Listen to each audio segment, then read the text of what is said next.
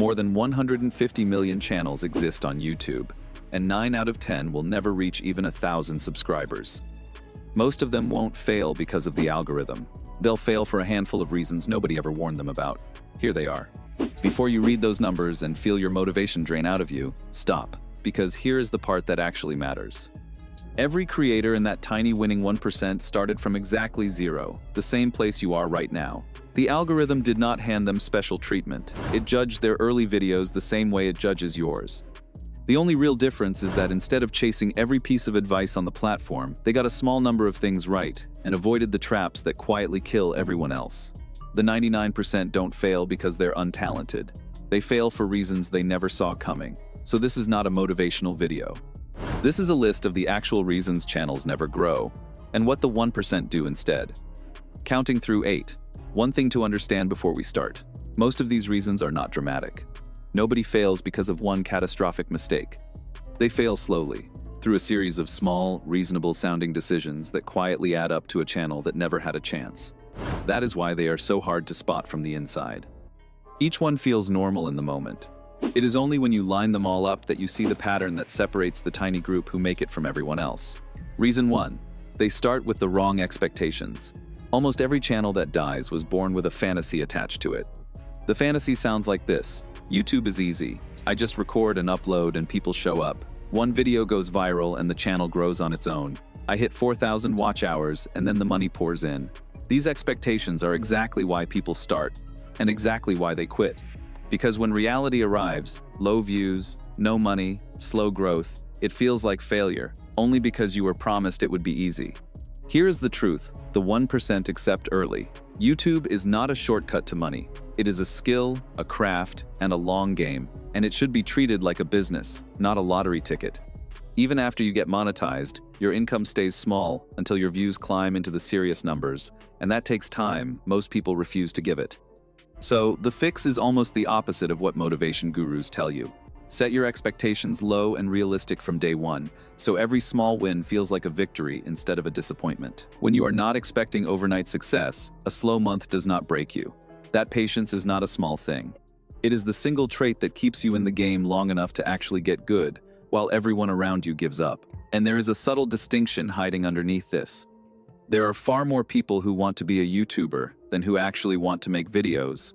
Those are two completely different desires. One is in love with the result, the fame, the income, the identity.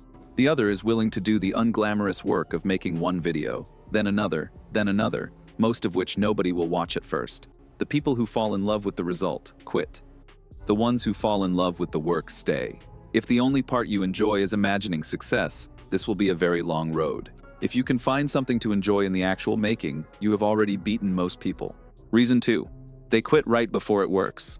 The most painful reason of all is that most people stop at the exact moment they were about to break through. At the point where the fantasy dies, something like 99% of creators walk away. And here is what makes it tragic. The creators they were comparing themselves to did not win because they were special.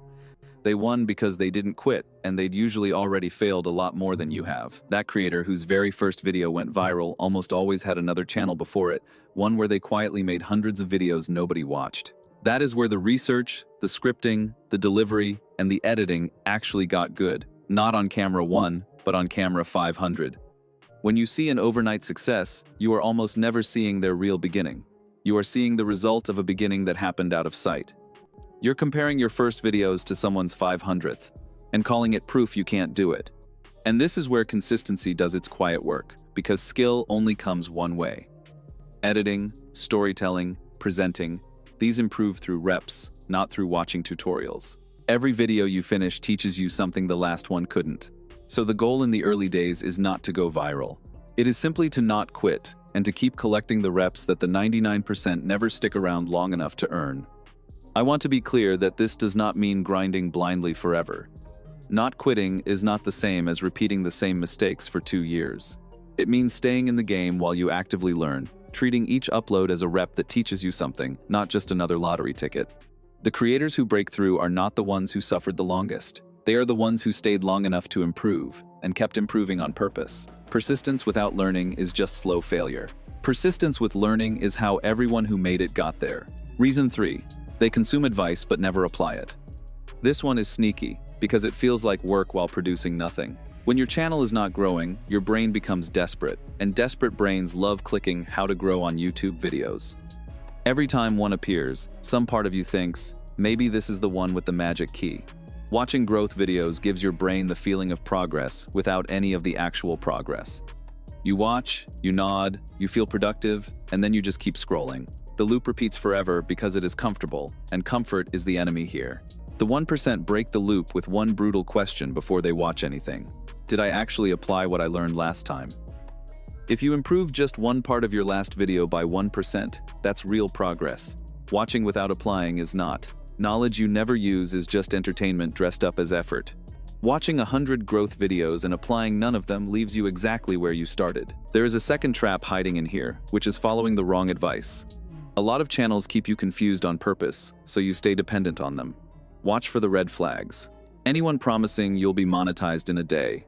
Anyone pushing shady shortcuts like buying views. Anyone endlessly obsessed with settings, hashtags, and the perfect upload time, as if those are the reason you are not growing. They are not. Those channels sell easy answers because easy answers keep you watching, not because they work. The hard reality is that no channel can hand you the exact answer to your specific problem, because they cannot see your channel. Their advice has to be broad enough to apply to everyone, which means it is rarely precise enough to fix you. That is not always their fault. It is the nature of general advice. Which is why the most valuable skill is judgment. Take what you learn, test it in your own niche, and watch what actually moves your numbers. Sometimes genuinely good advice is simply wrong for your situation, and only your own analytics can tell you the difference. Reason 4. They try to be unique too soon. This is the mistake that feels the most creative and does the most damage. Beginners believe that to stand out, everything has to be original. A unique idea, a unique thumbnail, a unique editing style.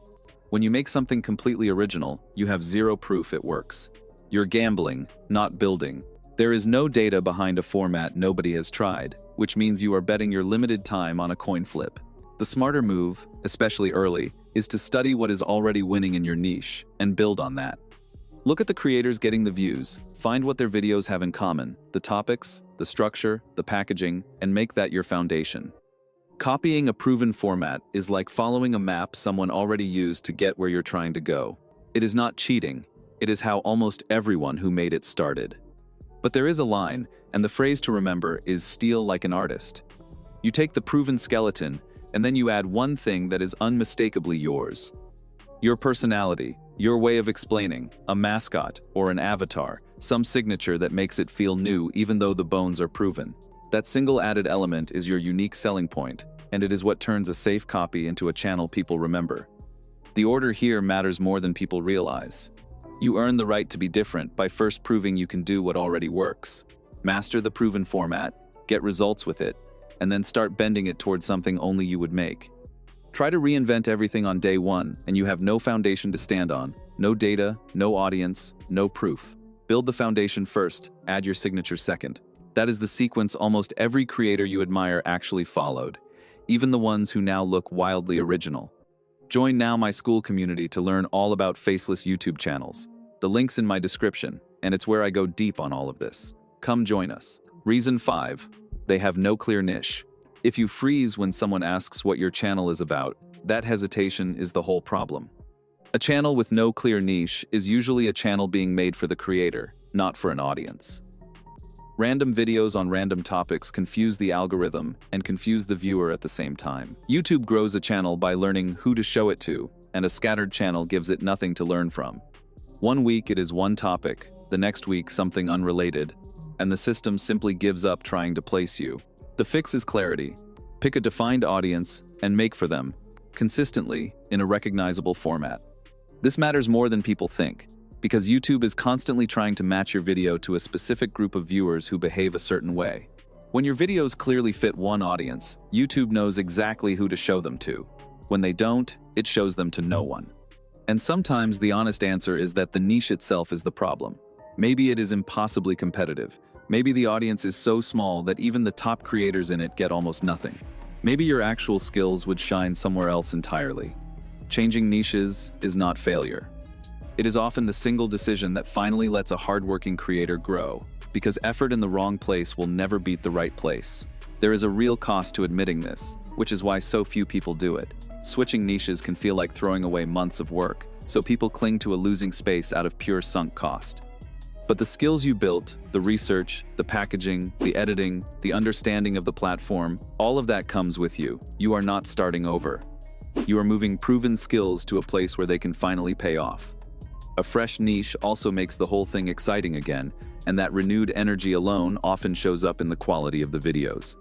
So do not treat your first niche as a marriage. Treat it as a hypothesis you are testing, and be willing to change it if the data keeps saying no. Reason 6. They polish the 80% and ignore the 20%. Most creators pour their energy into the parts of a video that barely move the needle.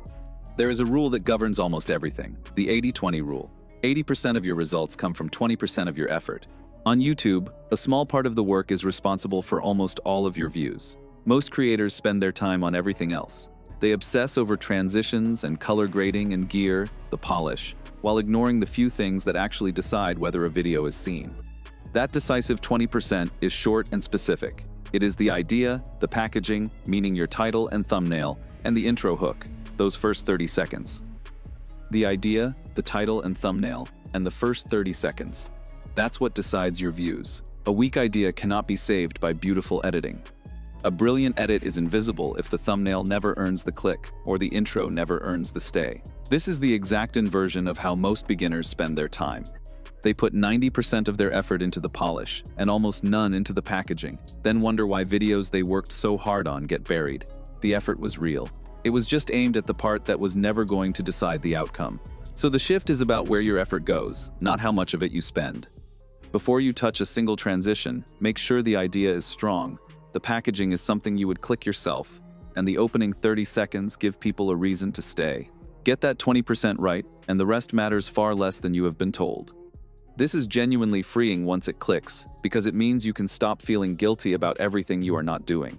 You do not need cinematic transitions. You do not need the most expensive microphone. You do not need to master 50 editing tricks before you are allowed to grow. You need a strong idea, packaging you'd click on, and an opening that earns the stay. Almost everything else is a distraction dressed up as professionalism. The creators who understand this move faster, because they stop spending days on the parts that were never going to decide the outcome. Reason 7. They build for the click instead of the watch. This is the deepest reason, and the one almost nobody understands, so read this one slowly. Most creators think the battle is won at the click. It is not. The real fight doesn't start when someone clicks your video. It starts when the platform asks, will they stay or leave? YouTube barely cares about likes or even raw views. What it actually watches is behavior, how long someone stays, whether they finish, and whether they come back later. That is what it uses to decide who to show you to next. And the numbers are brutal. The average video keeps less than a quarter of its audience, and only about 1 in 6 holds people past the halfway mark. If viewers leak away in the first 30 seconds, YouTube quietly stops showing your video to anyone. It reads that early drop as proof the video was not worth staying for, and your next upload starts at a disadvantage. That is the loop that makes channels slowly disappear, not because the creator quit, but because the signals never recovered. This is also why two creators can make almost identical videos and get completely different results. One of them earns strong retention early, so the system gains confidence and pushes the video to more people, who also stay, which builds more confidence. The other loses people in the first 30 seconds, so the system pulls back, shows it to fewer people, and the video quietly dies. Same content, opposite outcomes, decided almost entirely by those early behavior signals. It can feel unfair, but it is not personal. The platform is simply following the data it is given, and the early data is the data that matters most. There is an even harder truth inside this. Losing a viewer is worse than never reaching them, because a spike that doesn't come back looks like noise, not an audience. This is why so many people go viral once and then stall forever. A burst of views from a trend or a short means nothing if those people never return. What YouTube rewards is repeat behavior, and repeat behavior has to be designed. So, the 1% build for it on purpose. They design for retention from the very first second, not the first minute. They give people a reason to come back, a clear format where the next video feels like the obvious follow-up to the last. Make it easier to watch your second video than it was to watch your first. And this is also why blindly copying a big creator's thumbnail backfires. You might win the click, But if the video does not deliver the watch experience, people leave fast. And clicks without watch time teach the algorithm your content is not worth pushing. The click was never the goal. The watch was. Once you truly absorb this, it changes how you make every part of a video. You stop asking only, will people click this? And start asking, will people still be watching in 2 minutes, in 5, will they want another one after? That question reshapes your intros, your pacing, your structure, even your ideas. It is also why chasing shorts as your whole strategy traps so many people. A short can explode overnight and feel like you finally made it, but swipe through attention rarely turns into an audience that comes back for longer videos. Real, durable growth comes from people choosing to stay and then choosing to return. That is the quiet engine behind every channel that keeps climbing instead of spiking once and fading. Not a single viral moment, but a format people come back to on purpose, over and over, until the coming back is a habit. Join now my school community to learn all about faceless YouTube channels. The link's in the description. If you're serious about this, that's the place to be. Reason 8. They only rely on AdSense. The last reason is about money, and it is the one that makes people quit even when the channel was working. Most creators put up a few videos, make almost nothing from ads, and walk away convinced it is hopeless. They quit because they only ever counted on AdSense, and AdSense pays almost nothing until you're big. The math is genuinely hard. It can take dozens of videos just to get monetized, and if you are outsourcing every part of the process, you can spend thousands before you ever see $1 back. Treated as a get-rich-quick scheme, it fails every time. The 1% treat it like the business it is, and they understand there is money long before AdSense shows up. You can earn from your very first video through affiliate marketing, not just from ads. If your content naturally fits a product or a service, a single link in your description can earn more from one buyer than 1,000 ad views ever would. Diversifying beyond AdSense is what keeps a channel alive through the long, lean early months. And the affiliate route has a quiet advantage because it does not depend on being monetized at all. You could have 100 subscribers and still earn from a single video if it points the right person toward the right product. That means income can start before the algorithm ever truly notices you, which is often the exact lifeline that keeps a creator going long enough to reach the point where the ads finally start to matter. And if you are starting out, there is a hidden reason to do the work yourself before paying anyone. When you write, package, and study your own videos, you learn to read your analytics, and your analytics are YouTube quietly telling you exactly what is working and what is not. Learn to read that, and you are already ahead of almost everyone else trying this. Outsource too early, before you understand the platform, and you are just spending money to stay confused. None of this means you have to do everything yourself forever. The point is sequence, not suffering. Do the core work yourself at the start so you actually understand what a good idea, a good title, and a good thumbnail look like on your own channel. Then, once you can tell the difference between good and bad output, start handing pieces off. An editor here, a voiceover there, or an AI tool to speed up the whole thing.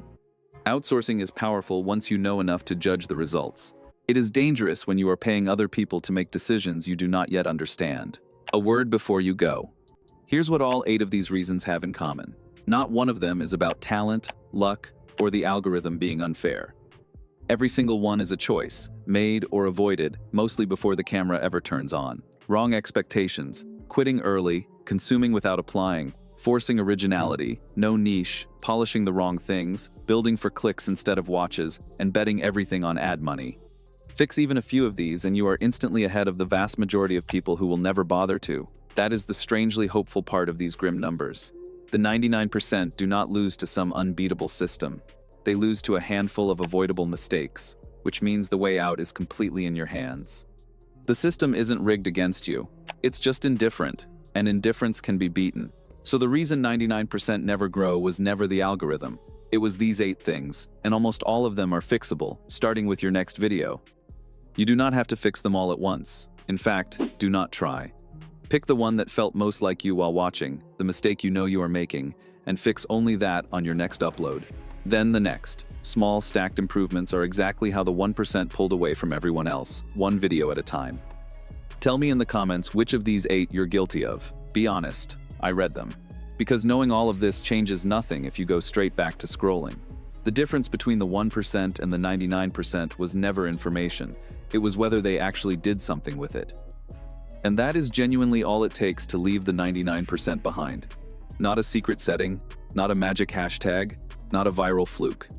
Just an honest look at which of these 8 is holding you back, and the discipline to fix it and keep going. The information was never the hard part. It is sitting right in front of you now. What happens next is the only thing that was ever going to separate you from everyone who watched a video like this and then did nothing. Fix one thing, publish the next video, then do it again. That is the entire secret the 99% never quite believe.